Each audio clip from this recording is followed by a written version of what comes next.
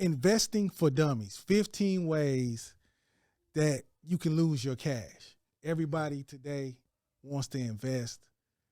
And today on the Raising Karter podcast, I got my good friend, but not only a good friend, a brother that really knows about investing. I got my brother Darvin Moore on the podcast with me. Just briefly, Darvin, just tell what you do. Let the people what you do. Okay. Yeah, so I definitely like the subject and the topic today. So I'm a business strategist. I'm a financial coach. I've been helping people from the aspect of financial literacy in our community. I've been doing lectures and seminars across the country. I'm even the coach of the Men's International Boot Camp in South America. So my job is to just make sure we get it, right, Ray? Because a lot of times, we think we know and we don't. And so I try to just make sure that that I'm helping us in that, even though I know we think we know. Right. So that's a hard job to say, hey, well, I get it, brother. I know you know. But let me ask you some questions so I can maybe help change the way you see that. Right. So that's kind of my approach and how I coach. And I think that's a good, that's why I thought it would be great to have you on here, and I want to have you on here more because investing is important. And there are a lot of different ways to invest, whether it be real estate, whether it be entrepreneurship, whether it be the stock market. But a lot of, it's real popular to want to invest right now, but you got to know how to do it. That's right. You got to know how to do it. So I'm going to start with number 15, relying too heavy on advice that you get from friends, social media, and not really going to an expert or somebody who's been 10 toes in the game for a long time. Right. I know you see a lot of that. So what do you see the problem is with that? You won't get too far when you listening to your friends and your family or people that's not in that industry or that certain department. Like, for example, I'm a coach, but I can't tell you how to play basketball. I'm not a basketball coach. Right. I'm a financial coach. Exactly. I wouldn't be able to help you make it to the pros. Right. Right, with my information. But if you ask me about some financial things, some banking strategies, then I'll be able to put you up top. Yes. Probably a lot further than most people. So I think it's important that your family and friends, they may love you and they may even think they give you the right advice. Right. But when it comes to investing, you're talking about real money too. So you want to be very careful in making sure you doing your research. Yes. You want to make sure that you're talking to the right people. And sometimes you may have to get more than one opinion, but protect your money. I'm always a other people's money specialist in my mind, so I would rather use the bank's money for investing rather than your own. So that's my 2 cents on that, Ray. Okay, beautiful. That's number 15. Number 14 is ignoring your risk tolerance, because a lot of people say they want to invest, but they don't know there is some type of risk in what is your risk tolerance. Right. Because I'm sure you've done this for a while. I'm sure you got with people and be like, okay, this is what we're going to do. Right. Map out the plan. Right. And when you start making moves, they're like, oh, right. I don't want, Yeah. So, yeah. Well, how important is that?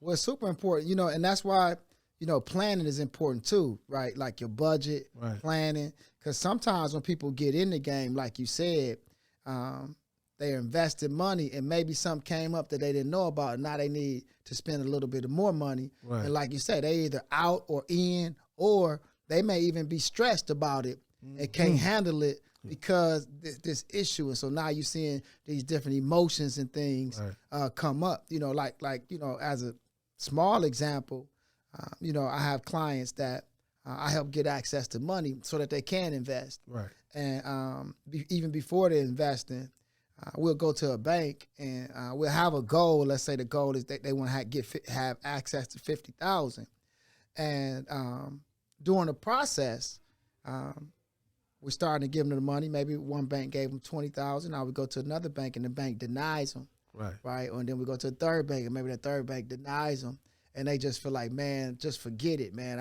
I'm done. So like they couldn't handle none of the pressure. Right. And it was just, hey, don't worry about it. Well, one bank won't do, the next one will. But so we'll go to this other bank, and this is a real case, a real person too. this other bank gave them the last 30 they needed, but they were very stressed, and they didn't contact me for a couple of days because of the stress, and they felt like, man, I'm not gonna get this money, like, you know, just being able to weather the storm, like investing and dealing with money in the banks, you got to have patience. That's gonna be key. That's key. That's key, and you got to know. You won't know really where you lie at as far as risk or, you know, your tolerance into it until you're in it. Yeah. You know. And when you invest in, it's a risk. Like most investments is risk. Some of them call it like calculated risk. Some risks are higher than others.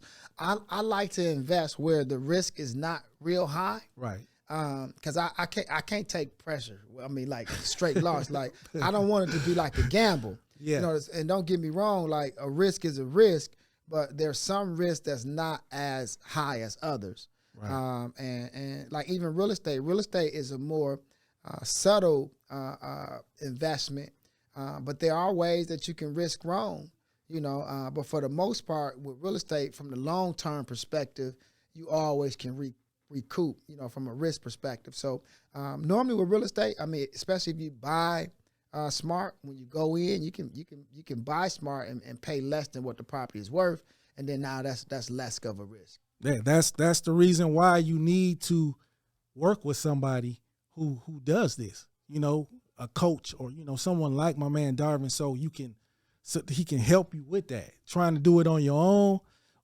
probably not a good idea. Yeah, they just won't make it as far as it's like a lot of learning that you have to do if you're doing it on your own. You know, because I thought I was smart, and you know, entering in, I seen the challenges that we face with the banks, with the credit bureaus, with understanding credit scores, understanding the algorithms, understanding how to look at the details, understanding, you know, what to say to the banks and what products to look for. It's chess. Like I said, it's chess and not checkers. It's strategy. Right. And so if you have the right person, you can get there a lot faster and more effectively.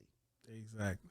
Well, number 13, fear of missing out. A lot of people say they want to invest, you know, what they call FOMO. They see what everybody else is doing, and now they calling your phone, Darvin. Now they want to get with you, but it's kind of for the wrong reason. Right. You know? Yeah. Do you see that a lot? Yeah, I see it a lot. I see it often. You know, like I mentioned about, you know, one of the clients that we helped get $50,000. So like a lot of times I tell them to have a plan for the money before they even get access to it, because a plan is important. Right. Sometimes, you know, we give people lines of credit or they don't have a plan, and I tell them that's okay, but don't use the money until you have a plan. But what happens is a lot of time when people start getting access to money, then all these ideas pop up. Everything is, hey, I'm going to get into this business, that business, something that's not even part of their desire or their heart. So make sure, like, when it comes to, you know, even investing, I always think it should be something that you understand and something that you like, you know, something that may be part of your passion. You know, that's going to be key. And just think about it. You don't have to jump into it. Right. Learn about it. If you got the money, chill, hold the money. Yeah. Learn about it first. Learn what's happening, because as long as you got the money, you good. You ain't lost nothing. Right. Right? You ain't lost nothing. Make sure that it's working for you. You know, I had some young brothers that got into the stock exchange, right, and trading. They got into trading. I helped them get access to money. These brothers was like 19, 20. So they just called me and they just wanted like 20, 30,000, and I got it for them. But I always asked, you know, what you gonna be using it for? And they told me that they were gonna be investing in this platform, and you know, and they said they're gonna be making a lot of money, et cetera. But I had a conversation where I said, well, I understand. So I think what you should do if you're gonna do this, don't use all of your money, right? Because you want to see it work. And they say, yeah, man, it's real good. I see everybody else said, just use a portion, right? Check it with 500, 1,000. Don't spend all of the money, and then if everything go wrong, you can't even come back. So, but they didn't take that advice because they felt like it would work. And those brothers are back with me now to try to maneuver around the debt that they in. They weren't able to pay on the debt, you know, and so now we got to put some strategies together to kind of get them back. So And now it's going to take, 6 months, 12 months to get them to the other side when we was already there. Well, you all was already there. And this would have been a good podcast for them to watch before they got into that. That's true. Yes. So that's why I want to do this, because 15 ways, investing for dummies, 15 ways. We at number 13 right now. You got to know this stuff. Yeah, you got to know this stuff. You got to know this stuff before you even get in the game. Mm-hmm. Number 12, neglecting to monitor your investments. So you got the investments, but you thinking it's all on Darvin to do. When he got other clients, he got tons of clients, he's busy. You think, you was all hyped up to do it, but now you got the investments, you're not checking on them. Like you said, Darvin, like you said before, make sure it's something you really love doing. Mm-hmm. So you are gonna be checking on. You're gonna know what's happening. Yeah. Like, you gotta know if you're doing some investing, you gotta understand what's happening. You gotta be in it.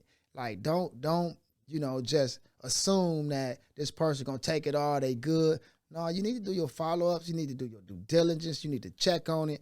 You need to have contracts. Yeah. Like, ain't no shake no hand on no investment.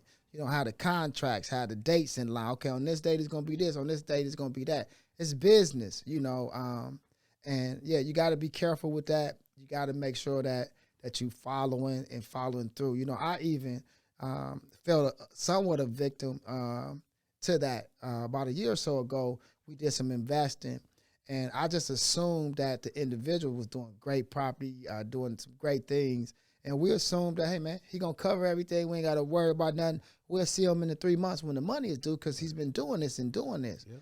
And we didn't do our follow-ups. We didn't do our due diligence. He did an excellent job and stuff on the work. But where the problem lay in from a profit standpoint, so we didn't really make a profit.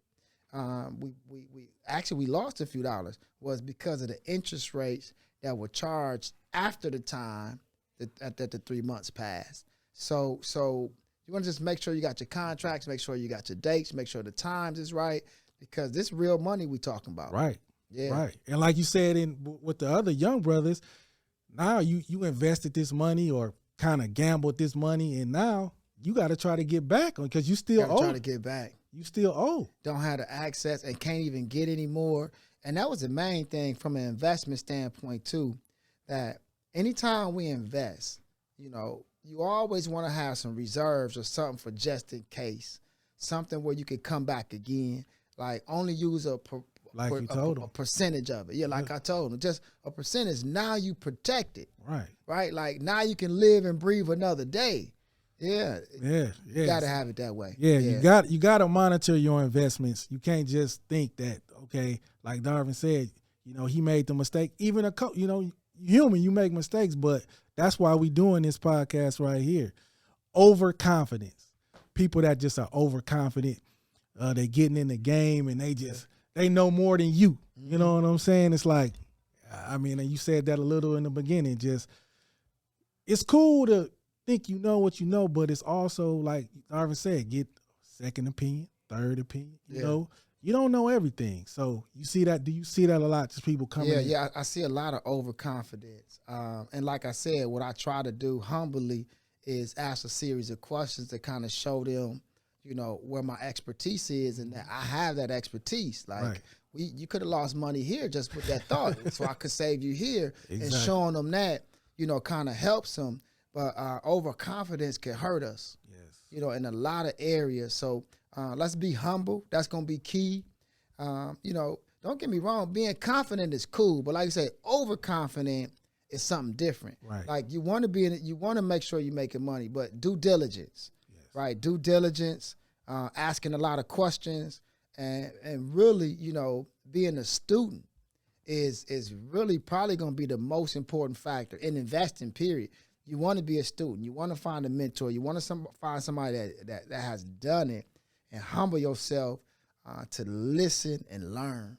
I just, when you were saying that, like, being humble is a great way to be, because then you're willing to study. If you're overconfident, I don't need to study. You know it all. You know it all. I don't need, I don't even know why I'm here talking to you. You know what I mean? Oh, man, for real. That type of, number 10, forgetting about taxes. just going into investments. Yeah. And just this is, 15 investing for dummies. So you might not even be thinking about taxes. You just thinking about all the money you gonna make. Yeah. But you owe the government some of that money. You know? Yeah, man. Hey, taxes is important. Make sure, that you find a decent accountant, right? An accountant is going to be key. Accountant is your best friend. Like, just like finding a good financial advisor, you should find a good accountant, because a good accountant help you save money too. Right. Right. So make sure you have a good accountant. Make sure you're paying the taxes on time, because, with taxes, the interest rates on not paying it could be the difference in that investment that you made, that you thought you made some money on. Now you didn't make any money because the tax man hit you right. on that interest on taxes that you failed or forgot to pay attention to. Exactly. So yeah, like Darvin's saying, yeah, that profit you get, you might as well already have it. Okay, we gotta pay taxes out of this. Mm-hmm. That's the way you should be thinking. That's right. That's the way you should be thinking. Yeah. Number 9, he kind of said, you said it in prior, lacking a plan. Just going into it with no type of plan and expecting somebody like Darvin to just be able to do all that for you. I mean, he can help you with that, but like he said, you gotta be in this for the long haul. That's right. So, how do you see that a lot? People just I see it all of the time. I say like I just did a workshop on financial literacy, and I said, you got to have a plan, right? A goal without a plan is just a wish. If you don't have it wrote out, if you really ain't gonna get it. Right. It's gonna be so hard. You got to write it down. When we was in high school and they talked about just briefly about business plans, I was like, a business plan or a plan? Man, I ain't writing that down. But as I'm older, we know that, when you write it out, you can foresee it. Mm-hmm. You can bring it. You can think about it all the time. You know exactly what you doing, how you doing, and that helps it manifest as well. Right? You're going to see more. You're going to know what's happening.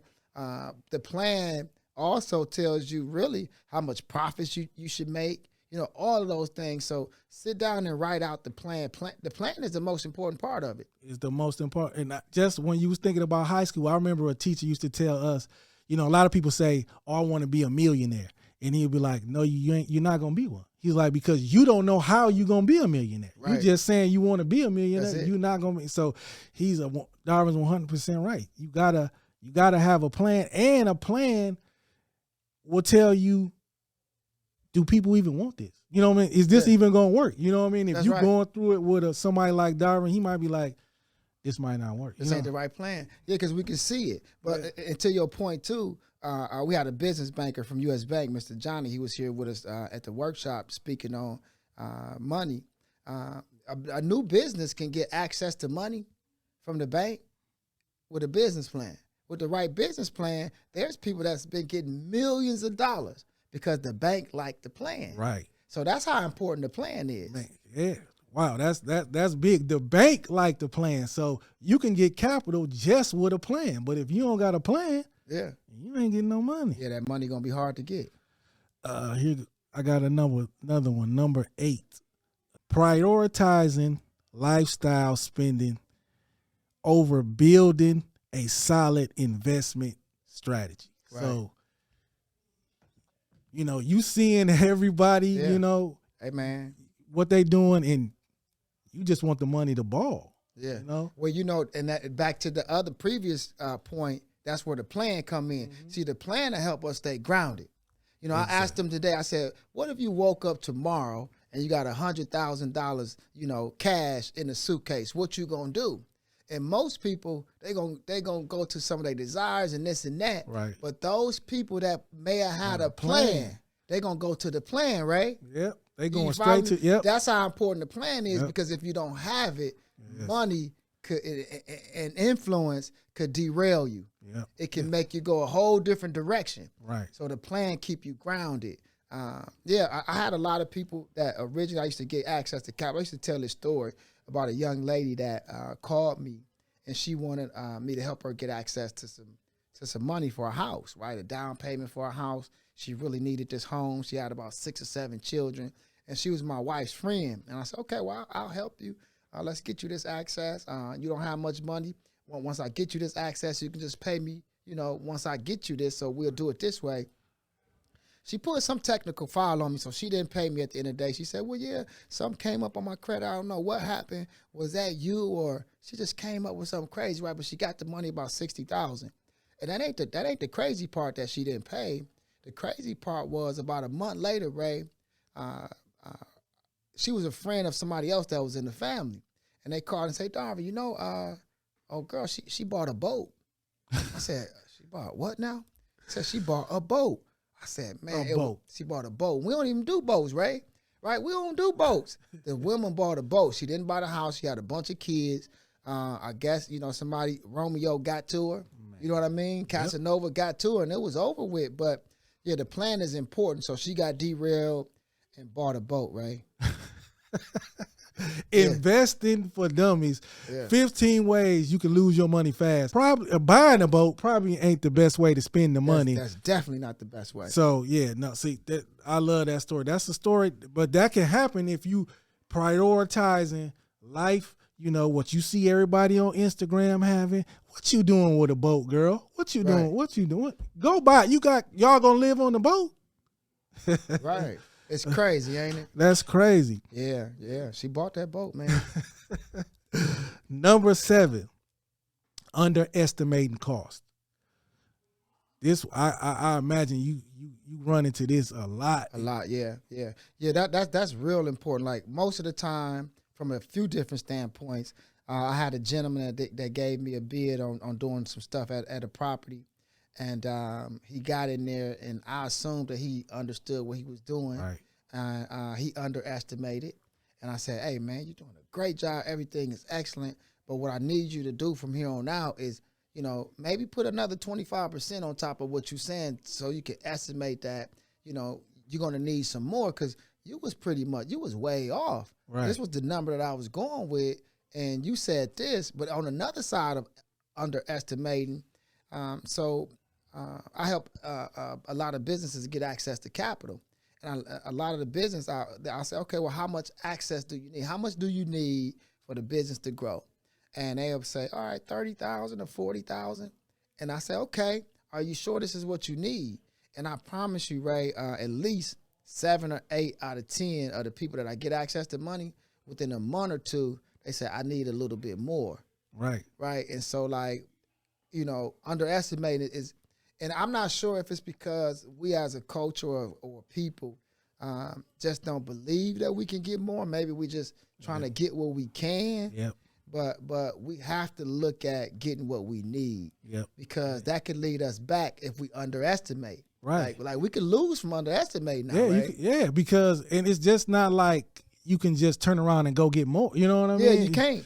Now, if you plan right, you potentially can. I talked about that today, but normally not in a couple of months. Once the banks see that you've got access, they want to see how you paid that for about 3, 4, 5 months before they do anything else. Right. So if you underestimate, like for example, let's say somebody had a property and they wanted to fix it so they could sell it, and it really cost about $70 to do the job, but they went and borrowed $40 or $50.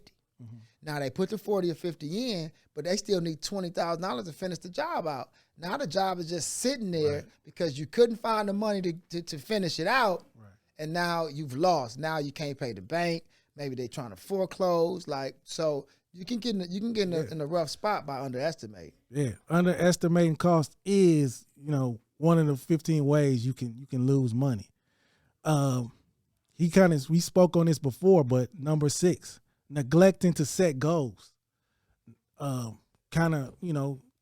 a plan, but basically knowing coming in what you want to do a little bit. Yeah. Do you see a problem with people doing that a lot? Yeah, well, most people neglect their goals. It's a lot of distractions in the world. Yeah. I got a program called the Strategy and Accountability Program to help balance that. Right, because we want to do stuff, and man, the world is crazy, man. Even our cell phones, it's just so many distractions that it's hard to just stay focused on what we're doing. And a lot of times, our goals really don't take a lot of time. Right, it just take some keen focus. It could be an hour a day. You know, I told the class today, listen, you can put 2 hours a month on financial literacy and be well off in the future if you just put that time to it. So that's the same thing with goals that you want to sit down, and sometimes you want to readjust them, what they call it, plan, do it, check it, and adjust it, because goals can change along the way. So you want to keep revisiting it, right? But you got to have the goal. The goal and the plan is that's where it's at. That's where it's at. That's number 5. I mean, this could go for stock investment, but it could go for real estate or anything. Time in the market. People thinking they can, I know this is the right time to get in. Yeah. First time investors doing that. Do people come to you a lot of times with that, like, oh, we got to get in right now? Yeah, they rush, and rushing ain't good. Listen, if it's here today, it should be there tomorrow. In most cases, wish I could have said that about Bitcoin. I mean, Bitcoin's still doing good, but now in that case, you could have made a bunch of money, but that was still almost like a gamble to me. Right, yeah. That was just a lucky gamble. Yeah. But, when it comes to, like I say, my training with my clients is always take your time. You don't have to move now. If you got the money, then you good. Yeah. Like, you don't even have to spend it now. I tell you what, just wait on an opportunity that don't even have any risk and you good. Like, why jeopardize your position? You know what I mean? Like, I know we trying to get out the game. I know we want to get some money. I know. I mean, I wish I could just snap my finger and know all the best investments in the world. Pace it. Use a certain percentage. Don't rush out there. Just keep building your relationships with the bank. Like, to me, like, for example, let's say I get a client and he wants to do some investing, and he only has about 10 or 15,000 in other people's money or credit. And with 15,000, what kind of return you gonna get? Let's just say it's 10% or 15%, and you're investing it all.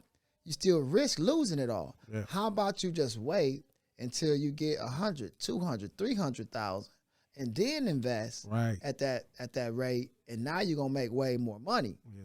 So just take your time, have enough, because the more that you have, the more that you can potentially make. And I want to say this too, when it comes to investments. Like I said, I always like to use other people's money, keep ours. Like, for example, let's say Ray have 300,000 he want to invest, and I was talking to Ray. I would say, hey Ray, well, let's do this. You got 300,000. Let's borrow 300,000 from the bank. Let's do it in a creative way where we can get a real low rate, and then let's use their money. Right? Keep yours under the pillowcase, Ray. Let's use theirs and see how well this does. At least now you have an opportunity to come back and live another day, right, if that investment didn't go right. Yep. Yeah. Yeah. How hard is that to get people to understand that? Because I'm sure you got just, people get that little money and they ready to jump in the game. I mean, it's hard, right? Like, especially if they got the money. Like, I will help people get access to money. They listen to every one of my words, but as soon as they get that 70, 80, 100, hey, man, their voice changed, Ray. I ain't the coach no more. Man, they on top now. I had a young blood say, hey, man, listen, I got this 70, coach. Hey, man, can you come work for me now, man? I could pay you good. Like, are you serious? So, yes, I'm serious, but I was saying, but I didn't know whether to take it like as a compliment or just a dump. You know what I mean? Like, but that's where our mentality is. A lot of times when people get the money, they think that they're educated, right, or that they don't need education because that money proves that they on top, and that's the education, and that's really where they got to be careful at. Yeah.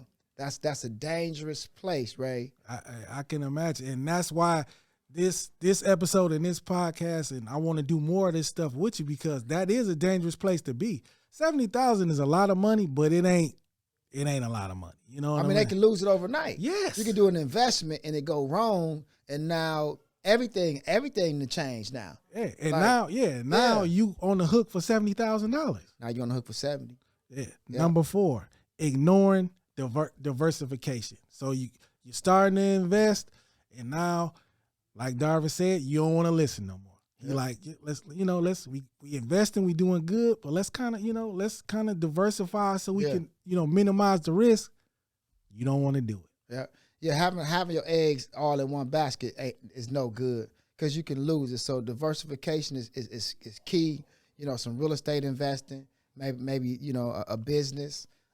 Maybe just like I say with me, it's just having a bag that you're just building your credibility, building your access to the bank's money through like lines of credit. To me, that's very powerful. And you just wait on an opportunity. Like there's some philanthropists that they don't invest, man. They only invest when the stock market crash, or they only invest when the housing market crash. Like they'll wait 7-10 years. Yeah. But when they do invest, they know that this is the time exactly, and I'm gonna make this kind of money. So why would I invest in me guessing so I can make $30,000-$40,000 a year when I could wait 7 years? Which is probably, well, I think it's like 10 is normally when, these cycles change, and just make $1 million. Right. Or $2 million. Yeah. Like, that's how the philanthropists think. Yeah. Like, they don't jump off into everything that moves and happens. They build their money up to when the thing does happen. They build even the bank's money, the relationships with the bank. Build your lines of credit. Build your lines up to millions of dollars. And then when something happens that's calculated risk, that's low calculated, that you really can't lose. Right, Ray? Yeah. And then you invest. Yeah, then you invest, and then when you ready to sell, you can sell. Yeah. Yep. Yeah. Number 3, getting to the end, chasing trends. So people, they see what's going on in the internet. Yeah. They see what other people are doing, their friends or something, and now they want to do it too. But this is investing. Like you said, you can lose your shirt doing this. Mm-hmm. So how do you see a lot of that, and what are some of the pitfalls of doing that, like chasing? Yeah, like I told you, like them young guys, the 18, 19, 20-year-olds. It was actually 3 of them all together. No, it was 4. It was 4. It was a trend they was investing in, right? A trading app. They were going on side to do a trading app. And it just didn't work out for them. Right. Like, it sounded like it was good. You had a lot of people that was getting in, and they was making it. It was very hype, but at the end of the day, they lost the money because they was following the trend, right? Following the trend. Those guys who was just following a trend, they had the wrong idea about investing. Right. That's right. They had the wrong, a lot of people. And I tried to protect them, right? I tried to, and I didn't want to be forceful and be like, no, y'all can't do this. Yeah. But I wanted. Because you're not their father. I knew they was going to go all in. Because you said, we talking about diversification. Right. You putting all your eggs in one basket for a trend, right? Right. That may not work. That might not work. Yeah. And so, man, they lost the money. And just imagine they're younger, so they don't have a lot of money coming in. Mm-hmm. And like you said, now they can't even afford to pay on the debt. So they mess up their credit. They mess up the relationship with the business. And so they got to reestablish all of that. It's like, working backwards for real. Yeah, working backwards for real. And what is there anything that we could do? I mean, that anyone could do to stop people from doing this, or it's just, man, you just gotta let them? Well, what we do, we gotta educate them, right? Yeah. And that's why every first Saturday here at 100 Gems Plaza, I'm teaching that, because I understand the importance of it. Right. Like, it's our responsibility to bring them up the right way, because ain't nobody gonna tell them. The schools don't teach it. The banks won't teach it because they want to make sure that they do their thing. So really, the only way around it is through financial literacy and education. In podcasts like this, having a talk. Because like you said, had them young brothers listen to this first, they probably wouldn't invest everything. Nah, they probably would still invest half, which I wouldn't even done that. Right. But you got to test it first. Like, don't put it all out there. Just like with Cash App, sometimes it's a new person on Cash App, you send $1 first, don't you? Right? You check it out. So did you get it? All right, then. Here come the rest of it. Yeah. That's a good example, because you don't know who you sending that money to. Yeah. So, well, okay, we got two more. Emotional decision making. So people they want to invest, they making decisions based upon their emotion. Yeah, no, that's deep right there, right? Well, man, that's really deep, and that's with the financial literacy workshops, empowerment through knowledge, is mental wellness too, right? Or mental health, because a lot of the things we do emotionally is based off things we've been through in life. And so sometimes we don't know that we doing things emotionally or we doing things based off other things. So we got to tap into that. And like I said, that's why the plan is important. With the plan, it'll be less emotion involved. One of my buddies that do contracting and do properties, he always said this. He said, anytime a big decision comes, like anytime I got to spend over $2,000, I wait 24 hours and I think about it and I ask myself these questions. Yep. So like I thought that was cool because there used to be some stuff like, hey man, dude, it's only $3,000 and it's this. But that was his rule. That was his rule to keep him intact on his emotions. Because yeah, it's $2,000-3,000 now, but what about if it's 50 or 60 and I use these same, this emotional feel about it? Right. You'll be messed up. Like emotion is really what's moving a lot of this stuff, Ray. And it got to be practical. We got to be a plan. Emotions. We got to remove emotions from business. Period. Yeah. That's good advice. Just all the way around, man. Any decision you make, you wanna think about it before you do it. And especially when it comes to money, and your livelihood. So yeah, if you got a big decision, you need to wait. If you can, wait a certain amount of time before you make that decision. Yeah. And then put down what if, right? Like what if this don't work or what if that don't work? What's the backup plan to that? Because maybe if you write that down and look at that, you may not even do that investment. You might not, right? That's some more game. Yeah. Write down what if. The pros and cons if you do this thing. Yeah. Well, here's the final one in the list of 15. Lack of research. So you want to invest, but you don't do no research on what you investing in. You just you doing all 14 of the other things, but the number one thing you're not doing, you're not investing. Research. Yeah. How many people come to you like that every day? Yeah, a lot of them. Like they research something they just seen pop up on their Instagram thing, and they think they did some research, right? Yeah, like researching is gonna be key. You have to research. You have to fact check. You gotta look up the people that you investing with, right? Making sure they good, making sure they grounded. Most of us gonna do more than one investment in our lifetime.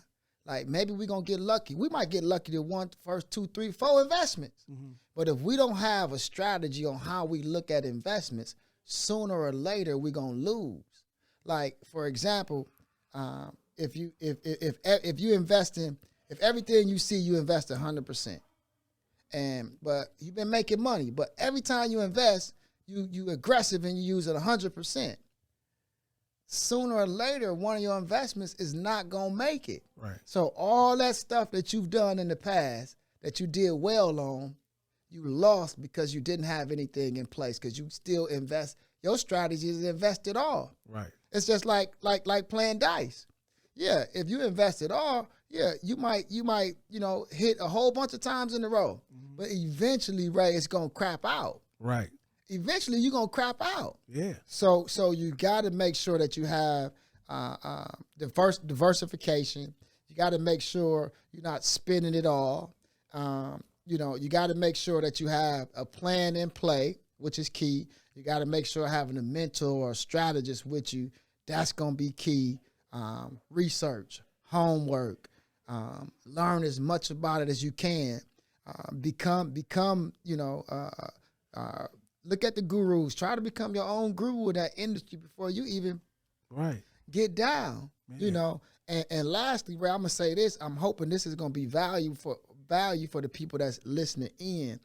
I was at a convention a couple of years ago, and a lady, a black business banker, said this. This was a few years ago, and I thought it was interesting. She said that she seen people coming to the bank that didn't have a lot of money, and all of a sudden they deposits is super high. They got a lot of money coming through the bank, and she did some further investigation to see what happened. And what they've done was, those people didn't try to reinvent the wheel. What they did was they went and bought a business, Ray, that already exists and that already was making money, right? So the smartest way, like we try to say, I know I got a great idea. I want to open up this restaurant. I want to open up a gym. Well, if that's the thought and you want to protect your investment the best way you can, go and find a business that you like or that you can work in or that you have a passion for, and look at that business and buy that business because it's already making money. Right. So the day you buy it, you making money. Right. You follow me, Ray? Yeah. Yeah. That's great advice. And whatever's working for them, keep doing that. That's right. A lot of us, I can improve. Yeah, you can improve, marginally, but this is already working. That's so right. you, like you said, you don't got to reinvent the wheel. Keep doing what's working. Just like in any sport or anything. Hey, I'm not going to stop. I'm not going to stop doing what I'm doing till you stop me. That's right. So and then, Ray, the SBA, just back to that point, I want to make sure your listeners get this part, that when you buy in the business, let's say the business is $2 million, $3 million. You don't have to pay $2 or $3 million out of your pocket. SBA will give you a loan. All you got to have is 5-10% down. Even if you don't have 5 or 10% down, you can structure the deal to where the seller finance you that 5 or 10%. So you could go into a business deal actually without even using your own money, right? And some of the other great things to that would be that business, like I said, can be cash flowing well. That business can have good business credit as well. Well, now you can expand the business. You can borrow from the business's history and credit. So you getting into the game with limited investment and coming out on top. Man, that's great advice. And if you didn't watch this video all the way through, you wouldn't have heard that. So investing can be, like Darvin said, you invest in someone else's business that's already been profitable. That's right. So a lot of people, like you said, they want to start a new business, let's do all that. But you could see an investment, a business that's doing well. This person might, be wanting to retire. You buy that business and that's it. And you keep moving. Yeah. Well, that was this episode of the Raising Karter podcast. Got my special guest, Darvin Moore, business strategist, man. Anything you want to say to the people out there? Yeah, I want to say, listen to this podcast over and over again. Don't make a move unless you know it's the right move. Make sure you get consultant. Make sure that you do your due diligence. Your money is important. There's so much that you can do with your money. Always try to think about, is it possible that you can use other people's money to do what you're trying to do? That way that protects yours. That's the best I'm going to give you today. Outside of, remember that banks are giving away 0% interest. So make sure that you're looking at interest rates, because that's going to be key in investments. A lot of times the difference between making money and not making money is how much you're paying for the money, which is interest. And that's it for me. Man, that's game right there. Because when he said the difference between making money is how much you paying for the money, that's the same thing in the stock market.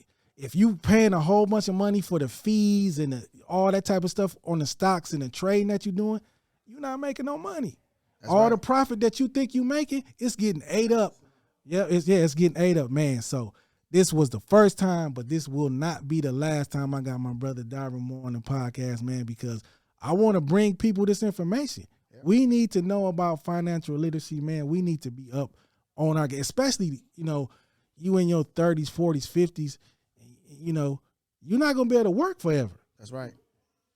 I'm driving around at work. I'm thinking about that like, man, what I'm going to do when, the money not coming in regularly like this. That's right. Well, if you haven't set yourself up, man, Social Security, you don't want to depend on that. You don't want to depend on that. So, man, Appreciate you having you on, brother, man. Hey, man, I appreciate you having me, Ray, because you could have had plenty folks on here, Nah, but you man. called the Nah, coach, man. Your nah, guy, man. high school buddy. I Yeah, appreciate man, it. it's going down, man. This Yeah. is a partnership, a team, man. We gonna do this, and that's it, man. We out of here. All right, Peace. peace.